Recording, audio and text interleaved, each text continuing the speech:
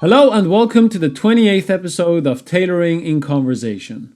In this series, I'll be talking to tailors, business owners, cloth merchants, and other industry participants from all around the globe to gain a better insight into their worlds. My guest for today is Stephen Hitchcock. Stephen is a bespoke cutter and tailor based in London and has been so for the past 32 years. Some of you may know his father, John Hitchcock from Anderson and Shepherd. In our conversation today with Stephen, we're going to be talking about Stephen's background, his work, the drape cut, Savile Row, Rock of Eye method, and more. I hope you enjoy. Finally, Stephen Hitchcock, thank you very much for being here with me. How are you? I'm very well. Do I have to press got it? Do I have to press this? It says leave meeting or got it. I'll press got it. Oh, is that working? Oh, it doesn't matter. It just covers up. If I can't see you now, but it doesn't matter. Well, I'm very well, thank you. Yeah, very well indeed. And working hard. I wonder if I can get rid of this thing off your face. No, it won't leave. No. I'm just looking at a text, not at your face anymore, but never mind.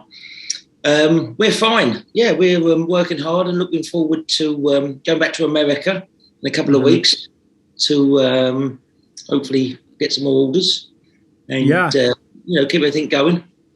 You seem to travel quite a lot to America. How often do you travel to America per year? Well, I travel 3 times every 4 months, so 3 times a year. So late January, May, and October. Right, and do you have the majority? Sorry, please continue. Sorry, I used to travel 4 times a year. Yeah, when I first started, well, I think yesterday was 20 years when I first went to America. So I used to go to New York City, and that was it. And I've done that for many, many years. But we used to go 4 times a year, just to quicken things up and fittings. Like even now, this January trip is really a fitting trip. We're not, hopefully we take some orders, but it's really the stuff that we commissioned in November, all ready to be fitted. So why not go out there? Right. And do you have the majority of your clientele based in America? Yeah. We make 150 suits, or we did before the pandemic. 150 suits a year. 100 would be American, and 50 would be in UK. I see. Well, that's a good balance there. Actually, I will ask you about the 150 suits a year. Before we kind of like get into the nuts and bolts, I wanted to ask you, knowing that you started very early, who were you at 10 years old?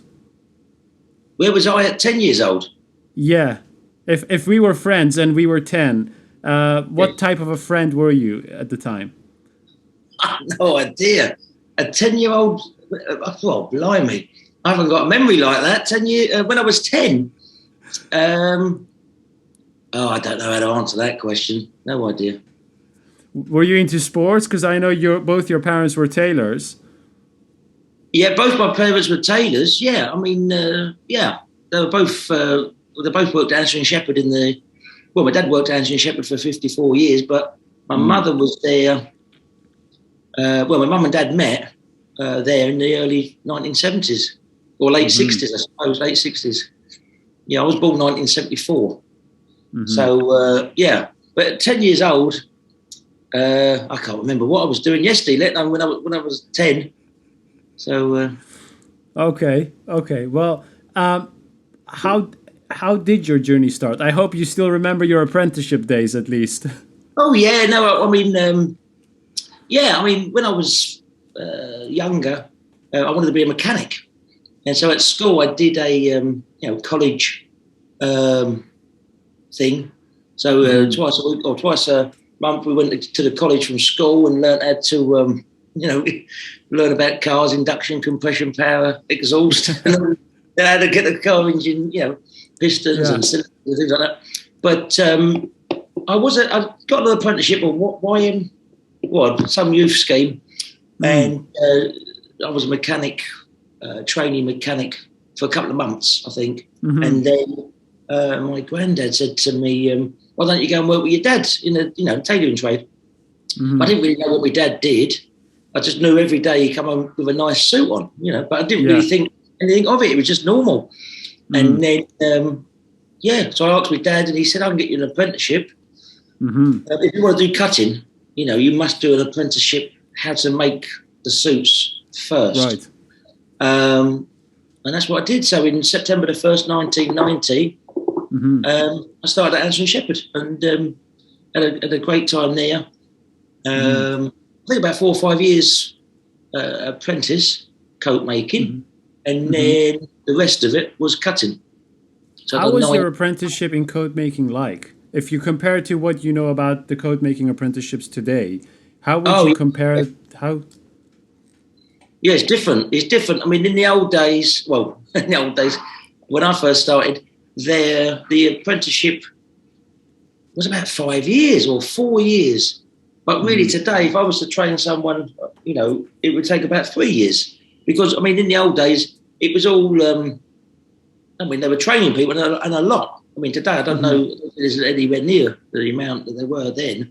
I mean, just on my boss, Pat, he was teaching 3 of us. And basically, the oldest one would teach the next one how to do the pockets, and Pat would just oversee it. So there was 3 of us in the same workshop, but they had a lot of space then. See, now they don't have the space to do this. But the idea was that if Pat took on another apprentice, basically, instead of doing 1 coat a week, he'd be able to do 2 or 3 coats a week. So you're helping them by them teaching you. You would pay them because you've got very low money. But basically, you have to dedicate 2 years to them. But I didn't say that, but that's basically what you did. You did your pockets, your canvassing, your padding, and you did that for a long, long time. And the last year, basically, was the most important bit, was the collar, shoulder, and sleeves. I mean, anyone can make a base. It's the finishing of the garment, the shoulders. I mean, the canvassing is very important. Obviously, that is a foundation. But if you get a short collar or the sleeves haven't got the fullness, I mean, Pat showed me years ago, but I mean, I still do the sleeves the same. Right. And we put 3 inches of fullness into a sleeve. So, I mean, most tailors will say, you can't do that. And they want to put 2 inches in. But the only way I can see that is because they do a bigger armhole. So we do a high armhole, but wide. You've got to have width with back drape and front drape. But the armhole, for example, might be 19 inches. So you add on 3 inches. So what's that? 19, 20, 21, 22. But if the armhole was a big armhole from another company and it was already 23, and you add on 2 inches, so you can get rid of more fullness around a big armhole, can't you? But with a small armhole or a high armhole, you've got to have a big sleeve. If you had an armhole that fitted the sleeve, if you had a very small armhole, a very small sleeve, it'd be tight. I mean, it's just common sense. But so you have to have 3 inches of fullness. And where you put that fullness is very important, because you want the sleeve to hang, dead straight down. You don't want the sleeve to start flying out like this. Or, there's all sorts of, the coat makers there, even within Anson Shepherd at that time when I was there, 3 or 4 different, 3 or 4 very good coat makers, and then make completely differently. They would put a suit together.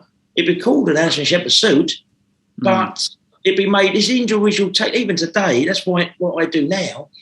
I just try and keep it to 150, because I can do all the cutting, and I can, I just have 4 coat makers. So I mean, it's always the same outcome. There's no, I'm not trying to make 20 a week where you might be able to make 5 good ones and 15 are just average. We're not making anything like that. We're just doing, if I can't make them to the best of, the best, I won't make them. I don't want to, stand in front of a client in America and the sleeves are coming out like this, or there's a great, the collars are pulling up, and you look and you think, if there's a mistake with my work, it's my fault. It's not the coat makers, because the coat makers are the best. I find them, there's nothing wrong with the coat makers I've got. They're the best. Yeah, that's a great thing to hear. It's the worst thing you could hear is that when something goes wrong, I mean, sometimes it's someone's fault or responsibility, but it's very encouraging to hear that you say, look, if something around, this operation goes wrong, it's me who is responsible for this. And I think that reflects in your work as well. Because like you say, it always looks very consistent and neat, and you can tell someone is paying attention. Now, Stephen, one thing I wanted to ask you is, how much of the knowledge that you have gained throughout the years, including the apprenticeship you did in the beginning, have you taken on board and incorporated in your cutting? Yeah, but all of it, all the years, 32 years or 33 years, I'd done 9 years at Anthony Shepherd. Then I went to James and James. Then, I had started my own business in 1999. So I took a sit-in. Nowadays you can't get a sit-in. All these billionaires, aren't they? The owners of, companies. So you go in there and say, I'll give you 30 grand for a board in the, in the little space in the shop. They don't want that. They want you to work there. So, but in the old days, when I first started, I went to Eric James and he took me money. And then I went to Demon and Goddard. Then I went from Old Burlington Street, New Burlington Street to Savile Road, 13. Then I went to St George's Street. Then I went to Chiltern Street. But all these places that I went to, I would pick their brains. Even today, I still ask anyone, coat maker, coat cutter, anyone that's in the business. I just love talking about tailoring because you can learn, just a little bit. If you learn just a little different thing, it really clicks on 4 or 5 other things would come about because, just changing one thing, it really would affect the whole process. So, so all the knowledge that I built up, basically when I left Anthony Shepherd, I've been adapting this soft tailoring drape cut. And we're trying to get the same look, but we want a clean coat. It's like the old Kilgour, really. One of our coat makers, he's 70 odd, and he was an apprentice at Kilgour in the 60s. So his knowledge as well for the canvassing. It's a drape cut. They did a drape cut. Anson's do a drape cut. But they're two different things. They're not always equal. Everyone just thinks, they do a drape cut. It must be the same. It's nothing like it. It's two different chalk and cheese. So I do a drape cut, but I don't think it's anything like Anson Shepherd. And I don't think it's like anyone else that's saying they do a drape cut. It's everything. We do a controlled drape. That's what if you're a tailor, because the thing is, I'm one of the only people in the business that can actually make a coat. Or I was trained. If I made a coat now, it would be that good. But I know how to put it together, and I know how I want my skills to go in, and that's what we bang on about. If I get, hopefully I'm going to get another coat maker this year, and just ask them, what 3 inches of fullness, and they would say, no, I can't do that, and you say, well, I want to put it through here, and that's how, and we just tease them in, and if it works, I know it works because that's what we do. So we've just adapted it over the years. How would you say, I think the drape cut thing you mentioned and that every drape cut is not the same is a very good thing to talk about. So if someone ignorant, let's say, about drape cut, like me, would say, Stephen, what's the difference between Anderson & Shepherd drape cut, Kilgour drape cut, and Stephen Hitchcock drape cut? What should I be looking for? Like, how would you describe that and how would you talk someone through that? Well, I think, Anson Shepherd, I don't know, what they're making at the moment, but when I was there, the coat was a flat coat. So the canvas, basically, Kilgour, I'm trying to be like Kilgour, basically, in the 60s. That's what I'm trying to achieve now. Right. Most people won't even remember Kilgour, French and Stanbury as I do. And so basically, an Anson Shepherd coat is a flat coat. So they would put, and I can still make that. I have a couple of clients that wish for that. And you just put a fish cut, an open-ended fish cut, Right. But if you want a proper coat, one of my coats, they build up a chest.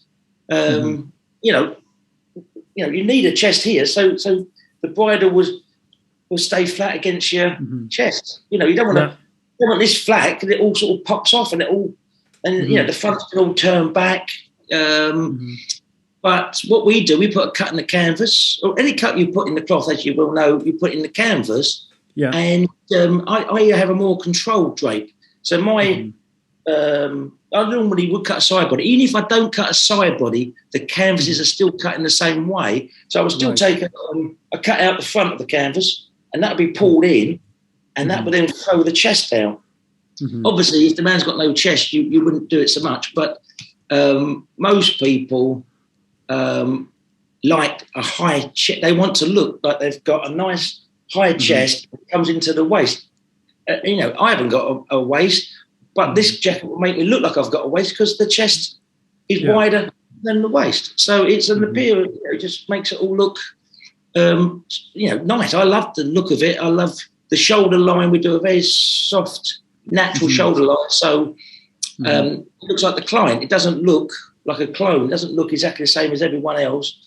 We want people to walk into a meeting and look like them. And we want them to feel comfortable. And when you've got a small shoulder pad that we make up out of wadding, with the 3 inches of fullness in the sleeve and the drape front and back, it is extremely comfortable. It's very lightweight because the canvas is, it's just a piece of, we use the Italian canvas, the red, white and blue, I think it is. And we put horsehair and the Met covers it, and we do very long stitches. We want short stitches. We're not trying to build up the chest. We're trying to shape the chest, but then really we're just holding the haircloth in place. We just want the haircloth. And sometimes if we cut, at Anthony Shepherd 30 years ago, we used to cut the canvases 7 inches on the bias. So we used to pull the lapel, should we say, or lay the front edge down on the canvas straight, and then you move the chest piece back. So you measure from the lapel to the front 7 inches. Right. So that would go straight through so that would collapse basically, Yeah. We can still do that, but for me to sell that, when I was on my own, it's very difficult to sell that to an American that has never seen. A lot of my clients know nothing about Anthony Shepherd. They're not. Some of them come from Anthony Shepherd, some of them don't. So if you gave them a coat that's all creased up through the fronts, and they've got some coats. How can you? But sometimes the drape, they say it's drape, but the coat's just too wide, the chest's too big.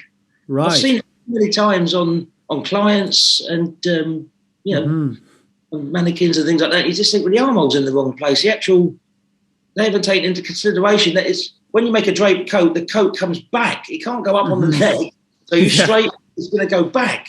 And when it goes back, it's going to push into the armhole. So you clear the armhole so you don't get, you don't get wrinkles here. You don't want wrinkles down the chest here. You want drape there. Anything else, if it's all wrinkly here, that's bad tailoring. That's not drape. That's a mess. So, I'm really happy that you say that, because I tend to think sometimes when I look at some photos and some of the jackets that people make by hand, as they say, I do see, like you say, a lot of messiness, and I'm thinking, why are they calling it drape, and why are they devaluing the term drape? Because the term drape is not, like you say, an excuse to create a mess. So I can imagine you, as someone who does incorporate a lot of drape in his cutting, to look at that and be like, oh man, what are you guys doing? So but it annoys me because I as I said to you earlier, I cut a suit out every day. I'm not a pretender. I'm actually a tailor. I can cut, I can make, and every day of my life in the 30 odd years, or 22 years on my own, I cut a suit out, and I really enjoy it. But as I say, I'm looking at the armhole. What was it? Where is it? Is it too far forward? Is it too far back? Is it too deep?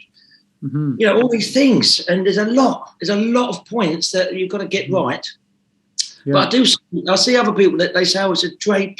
They just copy the same words, but it looks, it's nothing like what I do, and nothing like, it's wrong. If you've got creases that are coming through here, it's sometimes when it's if you make a very crooked coat, you can get a crease, through here.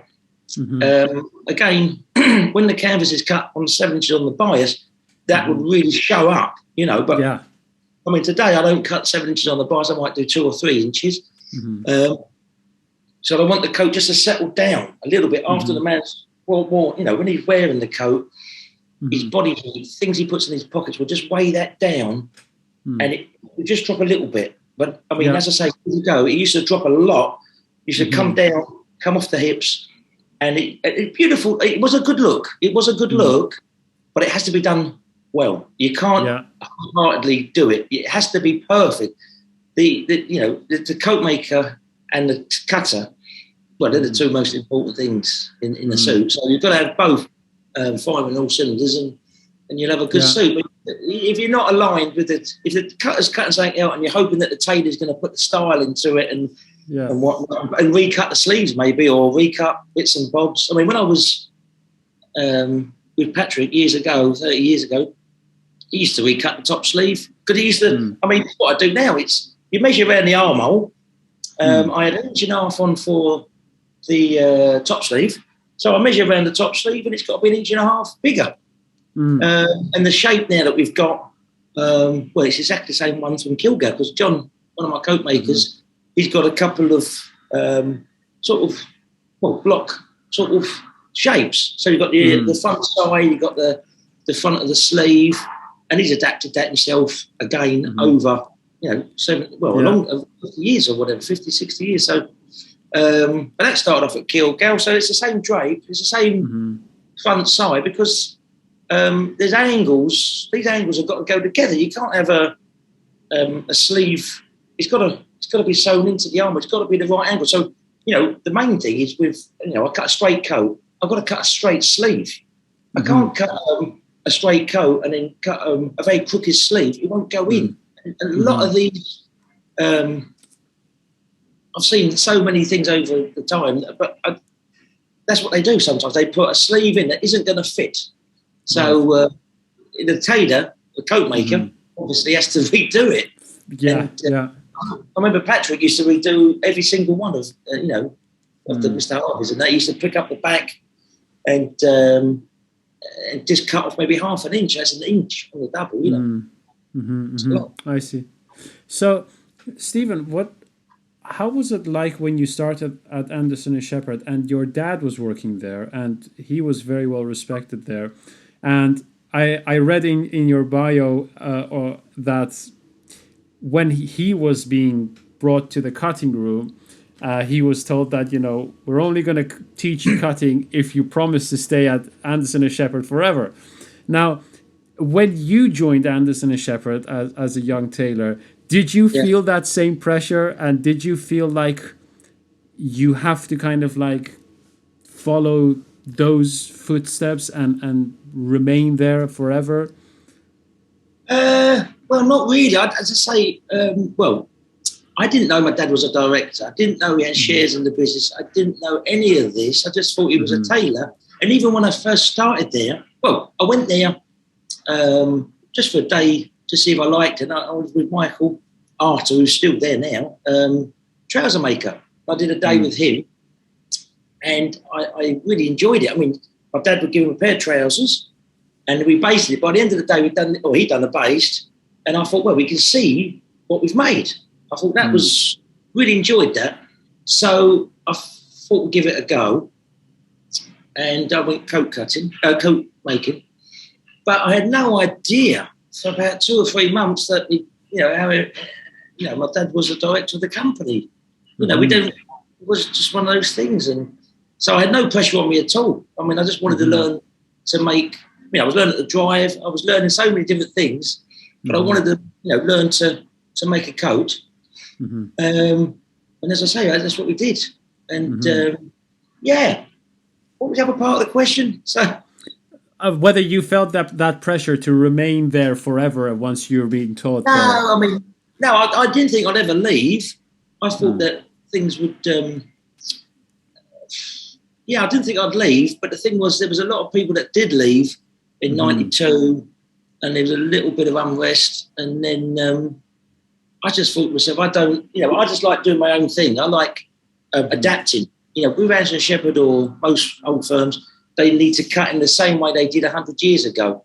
Right. But I don't want to do that. I want to have the same silhouette, but because the cloth's got a lot lighter. I mean, in the old days, the cloth 30 ounce, 20 ounce, 13 was the lightweight. Now 13 is the heavyweight. So we need to change. Yeah. And that's what I've done. I've adapted it to the side body and cuts, take the body cut out. All these little things make a massive difference. It makes the coat a lot cleaner. That's what I wanted to do. I wanted to do my own thing. You know, I want to make my own decisions. I didn't want to be told. You had people there to write out the tickets, like the work tickets. So you had to wait for them to do the tickets, but the customer wants his suit. So I'm thinking, come on, hurry up. Yeah. And, so I was if I could just do this myself, because if you work for yourself, if you do 2 a week, you've got business, you know. Yeah. So that's what I did. I thought I'll just start on my own, and it's been brilliant. When did you feel that you were ready? What sort of skills had you accumulated that you thought this is going to be? I don't know if I'm still ready now. I mean, I don't know. I mean, I didn't, and I never felt that I knew everything, and I still don't now. So when I left, I didn't even know how to cut a pair of trousers. I didn't know how to cut a pair of trousers. I just knew the coat, and I just learned wherever I needed. I knew what I wanted to. I wanted my own business. I wanted to work for myself, and so you've got to work out what you don't know. You've got to learn. Yeah, and that's that. So that's what I did. I just went out and just started asking questions, and obviously my father was a trouser cutter, and then he ended up as a coat cutter, but he was trouser cutting for, I don't know, 30 years. So he could show me how to cut a pair of trousers. He did show me a little bit, you know, while I was at Anson Shepherd, but my trouser cutting now is different. I don't cut. You know, they cut very well. He did cut a very